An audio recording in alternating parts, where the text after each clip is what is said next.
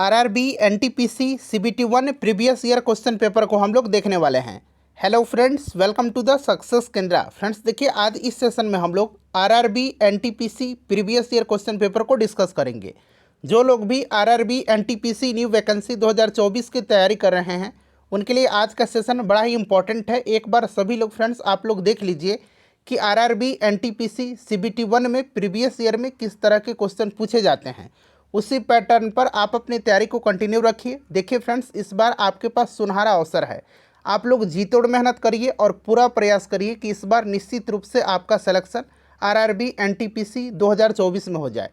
देखिए friends, RRB NTPC CBT 1 previous year question paper का आज हमारा यह 23वां सेशन है, यानी कि 23वां वीडियो है। इससे पहले ऑलरेडी मैंने आपको 22 सेशन कंप्लीट करा दिए थे। जिन्होंने भी नहीं देखा है ज़रूर देख लीजिएगा। लिंक आपको डिस्क्रिप्शन बॉक्स में मिल जाएंगे, कमेंट बॉक्स में भी मिल जाएंगे, और साथ ही साथ इन सब का मैंने प्लेलिस्ट भी बना दिया है। आप चाहें तो चैनल पर चले जाइए और प्लेलिस्ट ओपन करके सभी वीडियोज़ को देख लीजिएगा। जो लोग पहली बार चैनल पर विजिट कर रहे हैं, पहली बार हमारे वीडियो को देख रहे हैं फ्रेंड्स, चैनल को प्लीज़ सब्सक्राइब कर लीजिए और जो बगल में बेल आइकन है, घंटी का निशान है, उसको ज़रूर दबा लीजिएगा, ताकि जब भी आरआरबी एनटीपीसी न्यू वैकेंसी 2024 से रिलेटेड कोई भी इंपॉर्टेंट वीडियो अपलोड किया जाए तो उसका नोटिफिकेशन सबसे पहले आपके पास पहुंच जाए। तो चलिए फ्रेंड्स, बिना देरी किए हुए सेशन आज के स्टार्ट करते हैं। एक बार सभी लोग फटाफट सेशन को लाइक कर दीजिए फ्रेंड्स, और जब इसको कंप्लीट देख लीजिएगा, पूरा देख लीजिएगा, तो कम से कम एक ग्रुप में इसको ज़रूर शेयर कर दीजिएगा।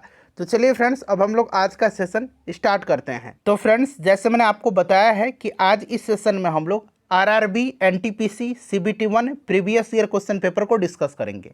यहाँ पर आप देख भी सकते हैं फ्रेंड्स, रेलवे रिक्रूटमेंट बोर्ड्स, और यहाँ पर देखिए एनटीपीसी भी लिखा गया है। और लास्ट ईयर जो आरआरबी एनटीपीसी की वैकेंसी आई हुई थी उसका ऑफिशियल नोटिफिकेशन नंबर भी यहाँ पर मेंशन किया गया है, CEN 01/2019। यहाँ पर भी आप देख सकते हैं एनटीपीसी लिखा गया है, और एग्ज़ाम लिया गया था 17/1/2021 को। यानी कि यह आरआरबी एनटीपीसी सीबीटी 1 का ओरिजिनल क्वेश्चन पेपर है, बिल्कुल ऑफिशियल क्वेश्चन पेपर है। RRB NTPC CBT 1 previous year question paper का आज हमारा यह 23वां सेशन है। इससे पहले ऑलरेडी मैंने आपको 22 सेशन कंप्लीट करा दिए थे, 22 वीडियो मैंने आपको करा दिया था। जिन्होंने भी नहीं देखा है ज़रूर देख लीजिएगा। लिंक आपको डिस्क्रिप्शन बॉक्स में मिल जाएंगे, और इनका लिंक मैंने कमेंट बॉक्स में भी पिन कर दिया है। आप चाहें तो वहाँ से भी जा करके इनको देख सकते हैं। चलिए सेशन स्टार्ट करते हैं फ्रेंड्स। एक बार सभी लोग प्लीज़ सेशन को लाइक कर दीजिए। फ्रेंड्स, यहाँ पर भी आप देख सकते हैं सेक्शन में एनटीपीसी लिखा गया है। चलिए आज के सेशन का पहला प्रश्न पढ़ेंगे। सब लोग फ्रेंड्स प्रश्न पढ़िए। प्रश्न क्या है कि कार्गो सेवा सेवा क्षेत्र की, खाली स्थान दिया गया है, गतिविधियों का हिस्सा है। अगर आप आंसर पहले से जानते हैं फ्रेंड्स तो आंसर कमेंट करते चलिए, इससे आपका रिवीजन होते चलेगा। और साथ ही साथ जो भी मैं आपको एक्सप्लेन करके एक्स्ट्रा फैक्ट्स बताऊंगा उसको भी आप ध्यानपूर्वक सुनिएगा। इससे क्या होगा कि एक प्रश्न के साथ साथ आपके 2 से 3 प्रश्न जो हैं कवर होते चलेंगे। चलिए सब लोग इसका आंसर कमेंट करिए कि कार्गो सेवा सेवा क्षेत्र की, खाली स्थान दिया गया, गतिविधियों का एक हिस्सा है। राइट आंसर इसका हो जाएगा तृतीयक। ऑप्शन दूसरा करेक्ट हो जाएगा, तृतीयक। अच्छा फ्रेंड्स, आप जो है भली भांति जानते हैं कि तृतीयक क्षेत्र को सेवा क्षेत्र के रूप में भी जाना जाता है। तृतीयक क्षेत्र को सेवा क्षेत्र के रूप में भी जाना जाता है, ठीक है। अच्छा, एक प्रश्न और मैं आपको बता रहा हूँ। प्रश्न बनेगा, ध्यान से सुनिए, कि निम्नलिखित में से किस क्षेत्र की गतिविधियों से कोई वस्तु उत्पन्न नहीं होती है। और ऑप्शन में आपको रहेगा प्राथमिक क्षेत्र, द्वितीयक क्षेत्र, तृतीयक क्षेत्र। तो क्या इसका आंसर होगा? निम्नलिखित में से किस क्षेत्र की गतिविधियों से कोई वस्तु उत्पन्न नहीं होती है? तो देखिए राइट आंसर इसका तृतीयक क्षेत्र ही होगा, ठीक है। याद रखिएगा, तृतीयक क्षेत्र किसी भी वस्तु का उत्पादन नहीं करता है। क्लियर? तृतीयक क्षेत्र को सेवा क्षेत्र के रूप में जाना जाता है, ये भी मैंने आपको बता दिया। और इसके अंतर्गत क्या क्या आते हैं? तो बैंकिंग, बीमा, व्यापार, संचार, ये सब आते हैं, ठीक है। अच्छा, अब बात करते हैं प्राथमिक क्षेत्र की। तो प्राथमिक क्षेत्र जो है इससे कृषि और संबद्ध क्षेत्र के रूप में जाना जाता है, ठीक है ना। और इसमें क्या आता है? कृषि आता है, वानिकी आता है, मत्स्य पालन आता है, खनन आता है, ये सब आता है, ठीक है। अच्छा, द्वितीयक क्षेत्र, द्वितीयक क्षेत्र को विनिर्माण क्षेत्र के रूप में जाना जाता है, ठीक है ना। द्वितीयक क्षेत्र को विनिर्माण क्षेत्र के रूप में जाना जाता है। और देखिए फ्रेंड्स, इसमें जो है बड़ी बड़ी फर्में आती हैं, बहुराष्ट्रीय निगम कंपनियां आती हैं, ये सब आते हैं। तो फ्रेंड्स, ये सारे पॉइंट्स आप ध्यान रखेंगे। क्लियर?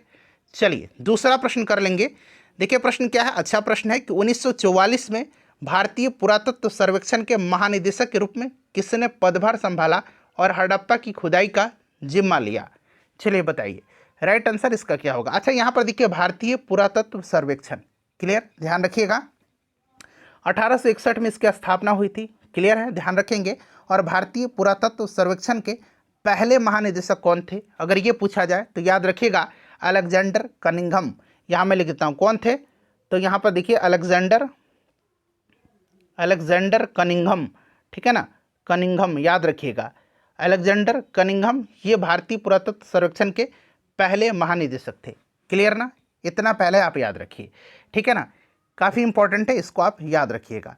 चलिए उसके बाद देखिए प्रश्न में जो पूछा गया है कि 1944 में भारतीय पुरातत्व संरक्षण के महानिदेशक के रूप में किसने पदभार संभाला और हड़प्पा की खुदाई का जिम्मा लिया, तो ये है आपके रेम व्हीलर, ठीक है ना, चौथा ऑप्शन करेक्ट हो जाएगा, क्लियर। अच्छा यहाँ पर दयाराम साहनी का नाम भी दिया गया है और रखालदास बनर्जी का भी नाम दिया गया है, क्लियर। तो देखिए दयाराम साहनी की बात करते हैं तो दयाराम साहनी याद रखिएगा 1921 में इन्होंने हड़प्पा स्थल की खुदाई किया था, यानी कि हड़प्पा स्थल के उत्खनन करता है दयाराम साहनी और रखालदास बनर्जी मोहनजोदाड़ो की, क्लियर हो गया ना। चलिए अब यहाँ पर जॉन मार्शल की बात आई है, तो देखिए ये जो जॉन मार्शल थे ये 1902 से लेकर के, याद रखिएगा 1902 से लेकर के 1928 तक ये भारतीय पुरातत्व संरक्षण के महानिदेशक थे, ठीक है ना। और उन्होंने सिंधु घाटी सभ्यता के दो मुख्य शहरों हड़प्पा और मोहनजोदड़ो की खुदाई की देखरेख किया था, तो ये भी आप साथ साथ ध्यान रखेंगे, क्लियर। चलिए अगला प्रश्न है हमारा, नेक्स्ट क्वेश्चन है हमारा, खलेसन दिया गया है भारतीय वर्दीधारी सैनिकों को वीरता के लिए युद्ध के दौरान दिया जाने वाला उच्चतम सम्मान कौन सा है। काफ़ी अच्छा क्वेश्चन है, बताइए फ्रेंड्स इसका राइट आंसर क्या होगा। और देखिए आप लोग भारत के किस राज्य से देख रहे हैं और राज्य के जो जिला है वहाँ से कहाँ से देख रहे हैं फ्रेंड्स, आप प्लीज़ कमेंट करके बताइए, मुझे खुशी होगी कि आप भारत के किन क्षेत्रों से हमारे वीडियोज़ को देख रहे हैं। सभी लोग एक बार कमेंट करके बता दीजिएगा। देखिए भारतीय वर्दीधारी सैनिकों को वीरता के लिए युद्ध के दौरान दिया जाने वाला जो उच्चतम पुरस्कार है, इस पुरस्कार का नाम क्या है, परमवीर चक्र है, ठीक है, क्या नाम है, परमवीर चक्र है। और यह वीरता के लिए दिया जाने वाला सर्वोच्च पुरस्कार है जो थल जल एवं वायु में दुश्मन के सामने बहादुरी के सर्वोत्कृष्ट प्रदर्शन या आत्म बलिदान के लिए दिया जाता है, क्लियर ना। चलिए उसके बाद देखिए धनुर्वेद जो है यह यजुर्वेद का उपवेद है, इसका संबंध निम्न में से किससे। अच्छा थोड़ा सा ध्यान दीजिएगा, थोड़ा सा समय दीजिए। देखिए वेद कितने हैं, तो वेद 4 हैं, कौन कौन से, तो आपको बखूबी याद होगा, ऋग्वेद, यजुर्वेद, सामवेद और अथर्ववेद, ये तो वेद हो गए। अच्छा यहाँ पर देखिए बात उपवेद की आई है, तो उपवेद भी 4 हैं, उपवेद भी कितने हैं, 4 हैं, कितने हैं, 4 हैं। देखिए एक आयुर्वेद हो गया, ये उपवेद मैं बता रहा हूँ, एक आपका धनुर्वेद हो गया जो कि यहाँ पर दिया गया है, मैं लिख ही देता हूँ यहाँ पर धनुर्वेद, ठीक है, एक आपका है गंधर्व वेद, क्या है, गंधर्व वेद, और चौथा है आपका शिल्प वेद। 4 उपवेद हैं, वेद कितने हैं, तो 4 हैं, कौन कौन से, तो ऋग्वेद, यजुर्वेद, सामवेद और अथर्ववेद। और उपवेद भी 4 हैं, आयुर्वेद, धनुर्वेद, गंधर्ववेद और शिल्पवेद। और ये जो आयुर्वेद है ना ये आपका ऋग्वेद का उपवेद है, यजुर्वेद का धनुर्वेद है जो कि यहाँ पर दिया गया है, और देखिए ये आपका गंधर्व वेद जो है ये आपका सामवेद का है, ठीक है ना, सामवेद का उपवेद है। और ये आपका अथर्ववेद का उपवेद है, अथर्ववेद का, यहाँ शॉर्ट में लिख दे रहा हूँ, ये आपका किसका है, तो ये आपका ऋग्वेद का है, ऋग्वेद का, क्लियर है, तो याद रहेगा। चलिए अब देखिए ये जो धनुर्वेद है यह यजुर्वेद का उपवेद है और इसका संबंध किससे है, तो फ्रेंड्स युद्ध कौशल से है, किससे है, युद्ध कौशल से है। अच्छा आयुर्वेद अगर पूछेगा कि आयुर्वेद ऋग्वेद का एक उपवेद है, इसका संबंध किससे है, तो चिकित्सा है से है। सामवेद का उपवेद है धनुर्वेद, इसका किससे है, सामवेद का नहीं, यजुर्वेद का, तो ये मैंने बता दिया आपका। अच्छा गंधर्व वेद जो है ये सामवेद का है, और सामवेद जो है ये किससे है, तो कला और संगीत से, और शिल्पवेद अथर्ववेद का है ये वास्तुकला से, क्लियर ना, तो इस तरह से भी आप याद रखेंगे। चलिए देखिए यूएन शांति सेना को किस वर्ष जो है पूछा गया है कि शांति के लिए नोबेल पुरस्कार प्रदान किया गया था, बताइए राइट आंसर क्या होगा। अच्छा इस साल जो है नोबेल पीस प्राइज़ 2024 किसको दिया गया है, अगर पूछा जाएगा नोबेल का शांति पुरस्कार 2024 में, तो याद रखिएगा ये दिया गया आपका परमाणु हथियारों से मुक्त विश्व बनाने के प्रयास के लिए जापान का एक संगठन है, इसका नाम है निहोन हेंडाई को, यहाँ मैं लिखता हूँ निहोन हेंडाई को, ठीक है ना, इसी को दिया गया, हिंडाल्को को दिया गया, निहोन हिंडाल्को, ये जापानी संगठन है एक, इसी को इस साल का 2024 का नोबेल शांति पुरस्कार प्रदान किया गया है। ठीक है, याद रखिएगा, इंपॉर्टेंट है। चलिए अब बताइए कि इवन शांति सेना को किस वर्ष शांति के लिए नोबेल पुरस्कार दिया गया था। तो फ्रेंड्स ये दिया गया था कब, 1988 में। याद रखिएगा कब दिया गया था, 1988 में। काफ़ी इंपॉर्टेंट है फ्रेंड्स, इसको आप ध्यान रखेंगे। चलिए सेशन पसंद आ रहा है तो प्लीज़ लाइक कर दीजिए। देखिए निम्नलिखित में से किस शहर को पूर्व का स्कॉटलैंड कहा जाता है। पूर्व का स्कॉटलैंड जो है किस शहर को कहा जाता है, काफ़ी इंपॉर्टेंट क्वेश्चन है। पूर्व का स्कॉटलैंड किसको कहा जाता है बताइए। तो फ्रेंड्स ये कहा जाता है शिलोंग को। शिलोंग जो है ये आपको याद होगा मेघालय की राजधानी है। शिलोंग कहाँ की राजधानी है, मेघालय की राजधानी है, और शिलोंग को ही पूर्व का स्कॉटलैंड कहा जाता है। ठीक है, अच्छा भारत का स्कॉटलैंड अगर पूछेगा तब किसको कहा जाता है, तो भारत का स्कॉटलैंड कुर्ग को कहा जाता है। कुर्ग कहाँ पर है, कर्नाटक में है। क्लियर है। अच्छा अरब सागर की रानी किसको कहा जाता है, अरब सागर की रानी, अरब सागर की रानी बताइए, अरब सागर की रानी किसको कहा जाता है, तो कहा जाता है कोची को। कोची को अरब सागर की रानी कहा जाता है, यह भी आप ध्यान रखेंगे। तो 3-4 प्रश्न मैंने आपको बता दिए। चलिए उसके बाद देखिएगा कि भारत में विधानसभा चुनाव में, देखिए विधानसभा चुनाव पूछा गया है, विधानसभा चुनाव में उपरोक्त में से कोई नहीं, यानी कि जो जिसको हम लोग नोटा बोलते हैं, ठीक है ना, नोटा विकल्प का पहली बार इस्तेमाल कब किया गया था विधानसभा चुनाव में बताइए। तो फ्रेंड्स ये किया गया था 2013 में। पहली बार इसका इस्तेमाल राजस्थान, मध्य प्रदेश, छत्तीसगढ़, मिजोरम और दिल्ली में हुए विधानसभा चुनाव के दौरान 2013 में किया गया था। तो यहाँ पर देखिए नवंबर 2013 करेक्ट आंसर हो जाएगा। राज्यसभा चुनाव में नोटा का विकल्प 2014 में चुनाव आयोग के द्वारा पेश किया गया था। तो ये भी पॉइंट आप साथ साथ ध्यान रखिएगा। ठीक है फ्रेंड्स, चलिए आगे बढ़ते हैं। नेक्स्ट क्वेश्चन है हमारा कि निम्नलिखित में से कौन सी नृत्य शैली जो है राजस्थान से संबंधित नहीं है। अब देखिए नहीं पूछा गया, इस तरह के प्रश्न को आप ध्यानपूर्वक पढ़िएगा। प्रश्न अगर एक बार में क्लियर नहीं होता है तो प्रश्न को दोबारा पढ़िएगा। बताइए कौन सा इसमें से नृत्य शैली राजस्थान से संबंधित नहीं है। देखिए गणगौर है, घूमर है, कलबेलिया है, लावणी नहीं है। लावणी कहाँ का है, तो फ्रेंड्स ये महाराष्ट्र का है। कहाँ का है, महाराष्ट्र का है। तो राइट आंसर क्या हो जाएगा, लावणी। क्लियर। चलिए अगला प्रश्न है कि सूरजमुखी के पुष्प की सूर्य की ओर घूमने की प्रक्रिया को क्या कहा जाता है। अगर आप गांव में देखे होंगे, गांव में रहने वाले होंगे गांव के, तो आपने देखा होगा ऑलमोस्ट सभी लोग गांव के ही हैं। जो लोग भी सरकारी नौकरी की तैयारी करते हैं मैक्सिमम क्या ऑलमोस्ट सारे के सारे लोग ये गांव से ही बिलोंग करते हैं। ठीक है, किसान के लड़के होते हैं, मैं भी एक किसान का लड़का हूँ। तो देखिए आप लोग जब गांव में जाते होंगे ना तो देखते होंगे सूरजमुखी का पौधा है, और जिस दिशा में सूरज रहेगा उसी दिशा में वो फूल उसका रहेगा। तो ये होता है किसके कारण, तो ये फोटोट्रॉपिज्म के कारण होता है। हिंदी में इसको हम लोग बोलते हैं प्रकाश अनुवर्तन। क्या बोलते हैं इसको, हिंदी में बोलते हैं हम लोग प्रकाश अनुवर्तन। ठीक है, याद रखिएगा, इस तरह से मैं लिख देता हूँ, प्रकाश अनुवर्तन इसको बोलते हैं। ठीक है ना, प्रकाश अनुवर्तन इसको बोलते हैं। फोटोट्रॉपिज्म या प्रकाश अनुवर्तन क्या है, तो ये आपका ऐसी गति जिससे पौधे प्रकाश की ओर मुड़ते हैं। ठीक है ना, तो ये फोटोट्रॉपिज्म यहाँ पर राइट आंसर हो जाएंगे।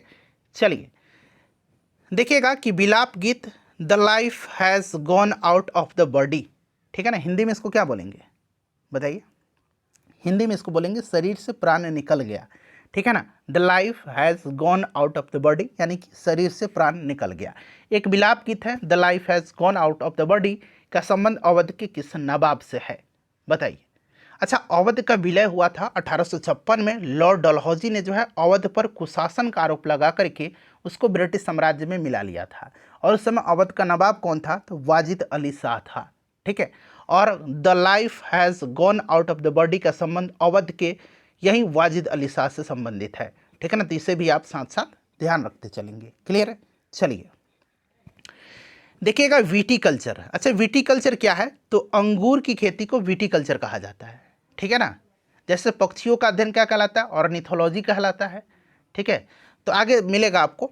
देखिए विटीकल्चर के द्वारा निम्न में से किस भारतीय राज्य में सर्वाधिक उत्पादन होता है, तो अंगूर की खेती विटीकल्चर कहलाती है, और अंगूर की खेती सबसे ज़्यादा होती है महाराष्ट्र में। बिल्कुल मैं लेटेस्ट आंकड़ा आपको बता रहा हूँ, तो यहाँ पर महाराष्ट्र राइट आंसर हो जाएगा। ठीक है ना, याद रखिएगा महाराष्ट्र में। महाराष्ट्र के बाद दूसरे नंबर पर कर्नाटक आता है अंगूर के उत्पादन में, और तीसरे नंबर पर आंध्र प्रदेश आता है। ठीक रहेगा।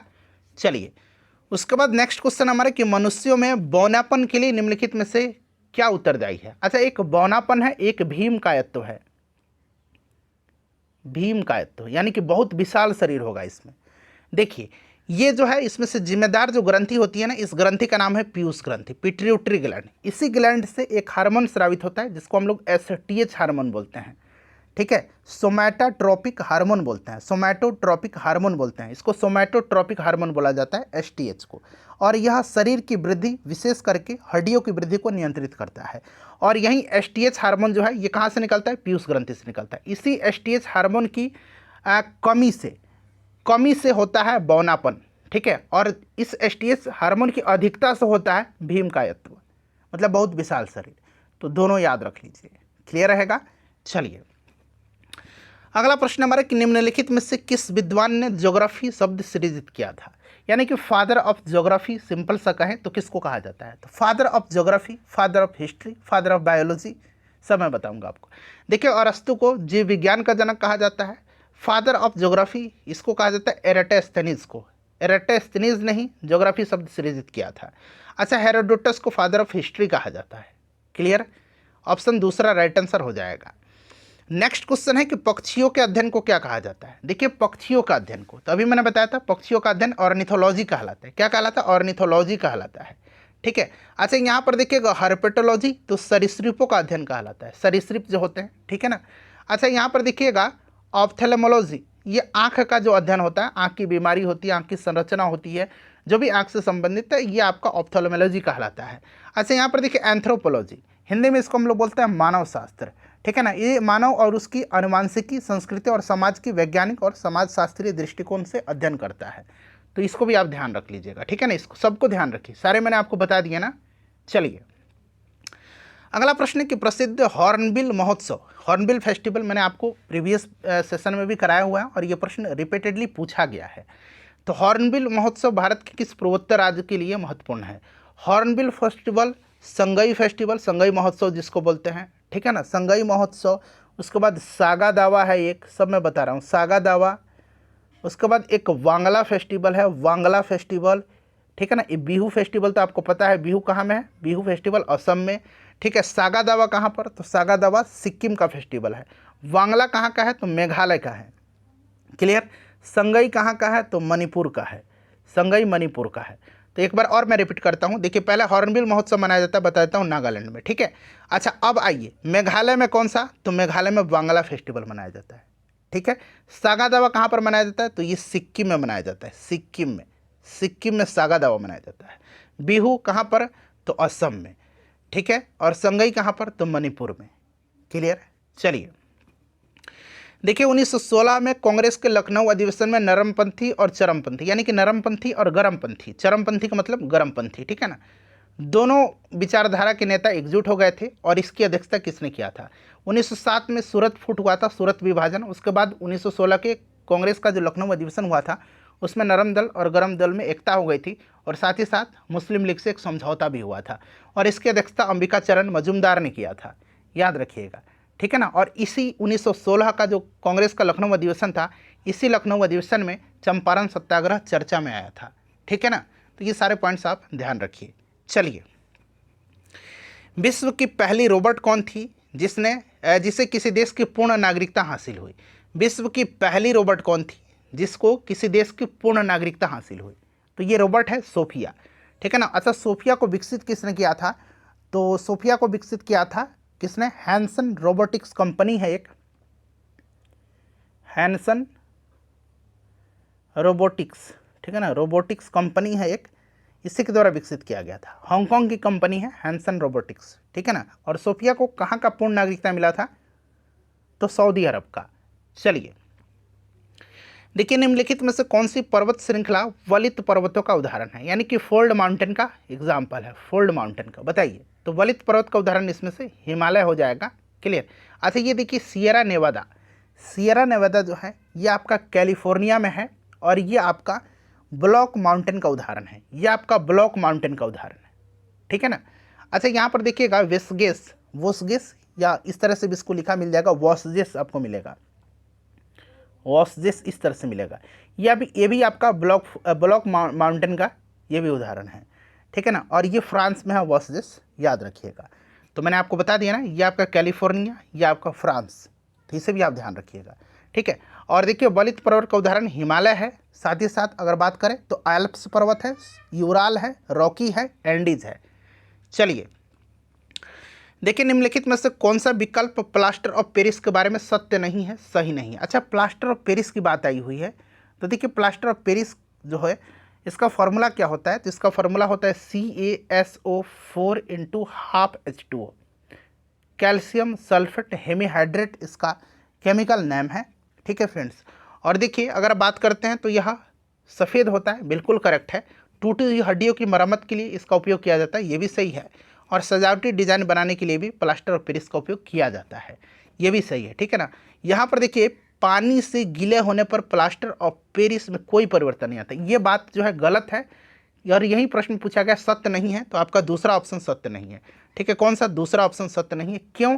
क्योंकि प्लास्टर ऑफ पेरिस को पानी में गीला करने पर यह कठोर पदार्थ बन जाता है। ठीक है ना, ये परिवर्तन बिल्कुल होता है, और यहाँ पर पूछा परिवर्तन नहीं होता है लिखा गया, तो ये कठोर बन जाता है और निर्जल कैल्शियम सल्फेट बन जाता है। प्लास्टर ऑफ पेरिस जल के साथ अभिक्रिया करके जिप्सम भी बनाता है। क्लियर। चलिए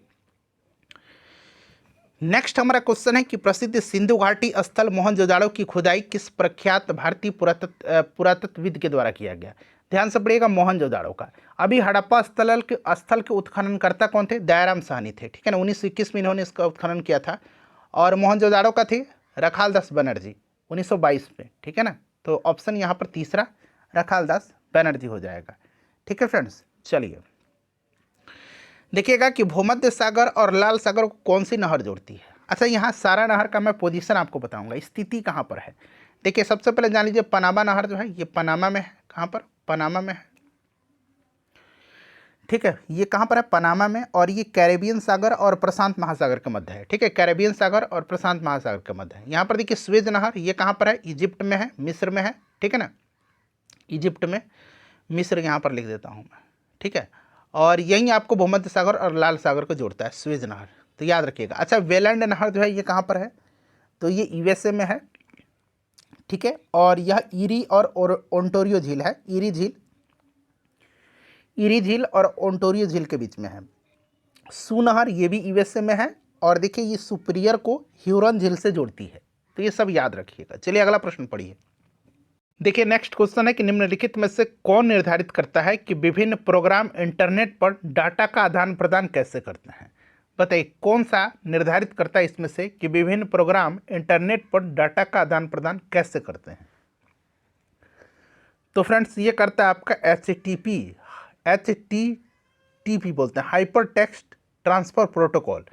ठीक है ना, तो यहाँ पर आपका पहला ऑप्शन सही हो जाएगा। अच्छा, URL का अगर आपसे फुल फॉर्म पूछा जाए तो URL का फुल फॉर्म क्या होता है? Uniform resource locator. यहाँ मैं लिख देता हूँ यूनिफॉर्म रिसोर्स लोकेटर। ठीक है ना, इसे भी आप याद रखिएगा। क्लियर ना। तो ये आपका हाइपर टेक्स्ट ट्रांसफर प्रोटोकॉल जो है ये निर्धारित करता है कि विभिन्न प्रोग्राम इंटरनेट पर डाटा का आदान प्रदान कैसे करते हैं। चलिए देखिए याद रखिएगा, ये इंपॉर्टेंट क्वेश्चन है। राष्ट्रीय राजमार्ग NH44 किन दो स्थानों को आपस में जोड़ती है। इसी शिफ्ट में NH44 से एक और प्रश्न पूछा गया था। देखिए NH44 ये सबसे लंबी भारत की राष्ट्रीय राजमार्ग है और यह श्रीनगर से कन्याकुमारी को जोड़ती है। ठीक है ना, याद रखिएगा। चलिए उसके बाद नेक्स्ट क्वेश्चन है हमारा कि सल्फाइड के अयस्कों को अतिरिक्त वायु की उपस्थिति में अत्यधिक गर्म करके ऑक्साइड में परिवर्तित किया जाता है। यह प्रक्रिया जो है क्या कहलाती है? इस प्रक्रिया को क्या कहा जाता है? सल्फाइड के अयस्कों को अतिरिक्त वायु की उपस्थिति में अत्यधिक गर्म करके ऑक्साइड में परिवर्तित किया जाता है। और इस प्रक्रिया को क्या कहा जाता है? तो फ्रेंड्स इसको भर्जन कहा जाता है, रोस्टिंग कहा जाता है। डायरेक्टली इसको याद रखिएगा। ठीक है, चलिए देखिएगा कि संगीत के क्षेत्र में पुलित्जर पुरस्कार जीतने वाले पहले रैपर का नाम क्या है।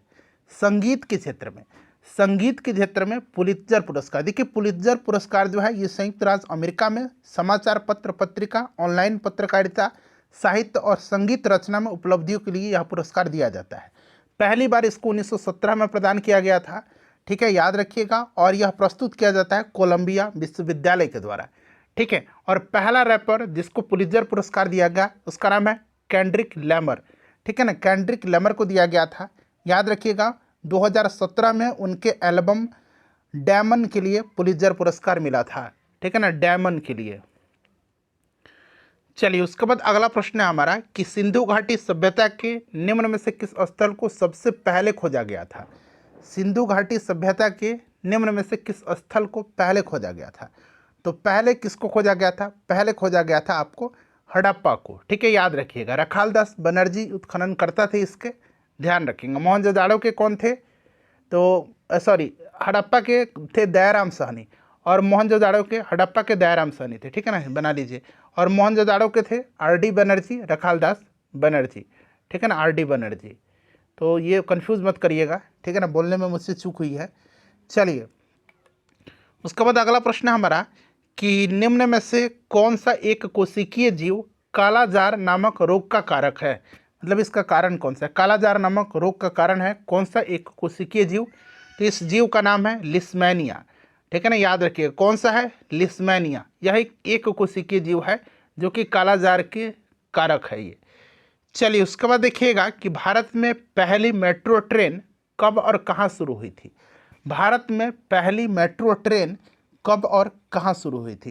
तो फ्रेंड्स पहली मेट्रो ट्रेन 1984 में 24 अक्टूबर 1984 को कोलकाता में हुई थी। अच्छा, पहली ट्रेन चली थी 1853 में बम्बई से ठाणे के बीच में, ये भी आप ध्यान रखिएगा, ठीक है।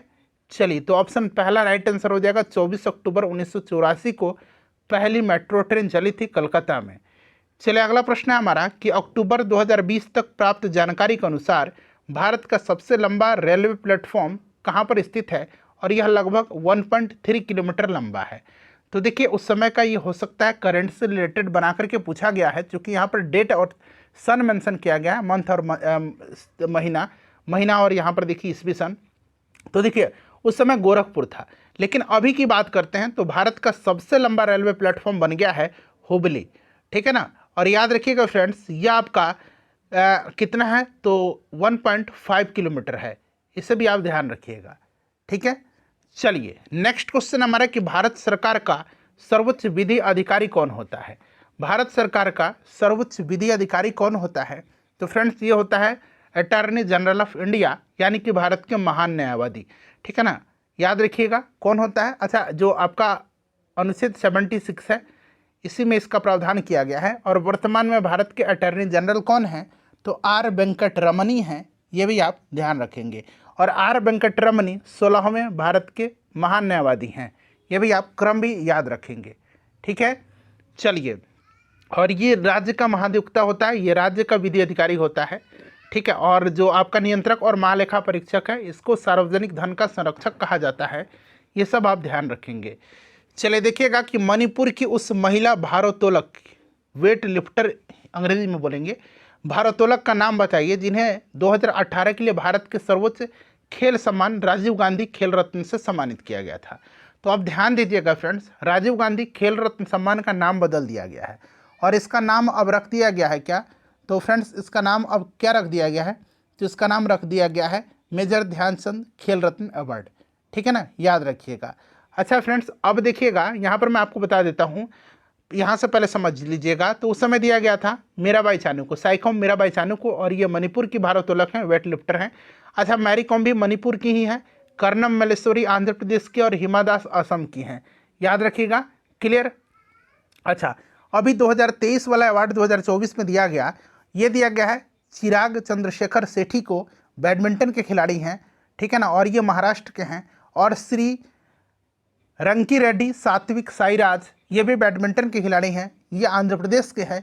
इन दोनों को जो है सबसे भारत के सर्वोच्च खेल सम्मान मेजर ध्यानचंद खेल रत्न अवार्ड दिया गया, ठीक है ना, तो ये भी आप ध्यान रखेंगे। चलिए उसके बाद देखिए नेताजी सुभाष चंद्र बोस अंतर्राष्ट्रीय हवाई अड्डा कहाँ पर है। तो सिंपल सा क्वेश्चन है फ्रेंड्स, ये कहाँ पर है, कोलकाता में है, ठीक है ना, याद रखिएगा कहाँ पर है, कोलकाता में है। चलिए उसके बाद अगला प्रश्न हमारा कि स्पेन के उस पेशेवर टेनिस खिलाड़ी का नाम बताइए जिसे किंग ऑफ क्ले के रूप में जाना जाता है।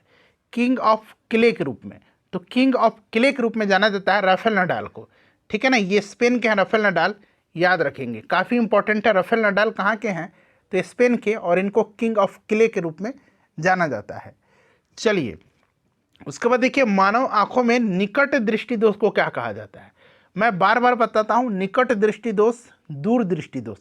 निकट दृष्टि दोष को मायोपिया कहा जाता है, ठीक है ना, और दीर्घ दृष्टि दोष को हाइपरमेट्रोपिया कहा जाता है, ठीक है ना। अच्छा, निकट दृष्टि दोष को कहा जाता है मायोपिया, और निकट दृष्टि दोष में किस लेंस का उपयोग किया जाता है, तो अवतल लेंस का उपयोग करके इसको ठीक किया जाता है, और दीर्घ दृष्टि दोष में उत्तल लेंस का, ठीक है ना, याद रखिएगा। अच्छा, यहाँ पर देखिएगा प्रेस बायोपिया, इसको हम लोग बोलते हैं, क्या बोलते हैं हिंदी में इसको, जरा दृष्टि दोष, जरा दृष्टि दोष, ठीक है ना, जरा दृष्टि दोष इसको बोला जाता है, जरा दृष्टि दोष। क्लियर ना।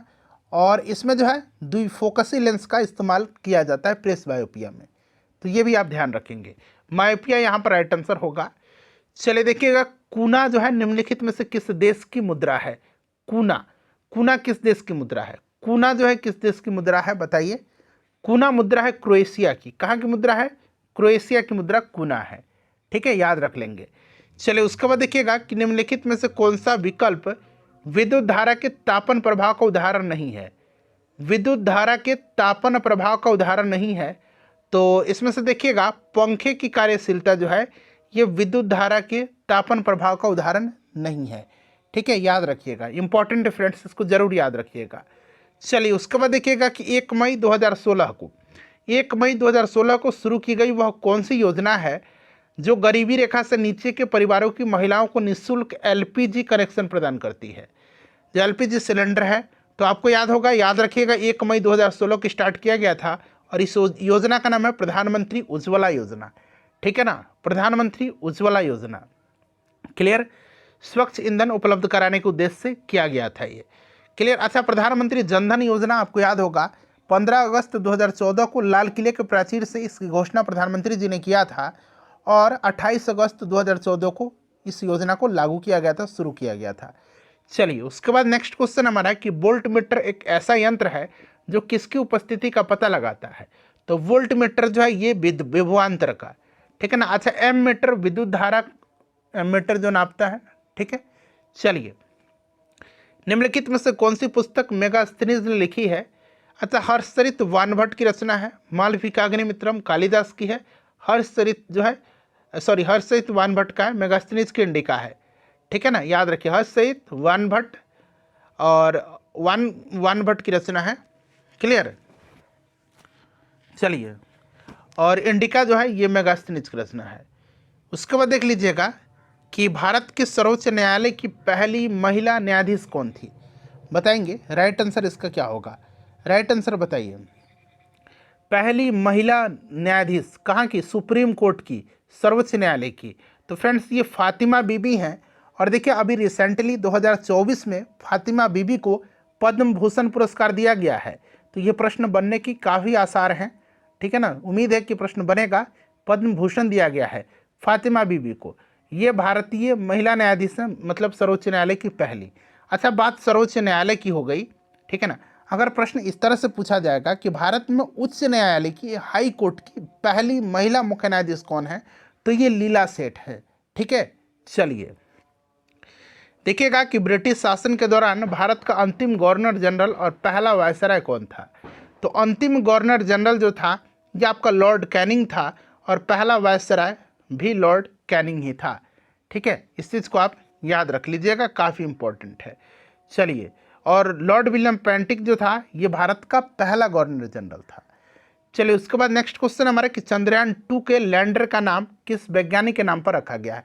अब बात करेंगे हम लोग चंद्रयान 3 की। चंद्रयान 3 की। चंद्रयान 3 को लॉन्च कब किया गया था, डायरेक्टली डेट पूछेगा एग्जाम में।